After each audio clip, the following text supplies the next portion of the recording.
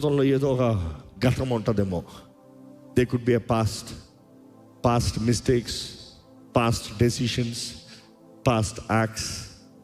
గతంలో ఒక అమ్మాయితో సంబంధం, దేవుణ్ణి ఎరగక లోకంలో ఉన్నదప్పుడు, ఇంకా దేవుని దగ్గరకు వస్తాను ముందు ఒక అబ్బాయితో సంబంధం, అటువంటి గతాలు ఉండొచ్చేమో.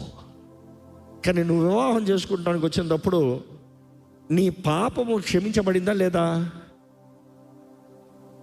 నిజంగా నిన్ను కోరిన భర్త దేవుని చిత్తంలో వచ్చినవాడు నీ గతం ఏంటి చెప్పు అని అడగడు. నీ గతాన్ని అడిగేవాడితో నువ్వు వెళ్ళొద్దు దయచేసి. ఎందుకంటే నీ గతము నువ్వు తెలియజేస్తావు, నీ పైన కంట్రోల్ నువ్వు ఇస్తావు ఇన్ అ రాంగ్ వే. ఎందుకంటే మానవ బుద్ధి ఎప్పుడేంటి, ప్రారంభంలో చెప్పాను, ఒకటి వీక్నెస్ తెలుసుకున్నప్పుడు యువర్ గెయినింగ్ స్ట్రెంగ్త్. మనుషుడు ఎప్పుడు నీ గతం గురించి మాట్లాడతాడు, నీలో చేతకాని దాని గురించి మాట్లాడు.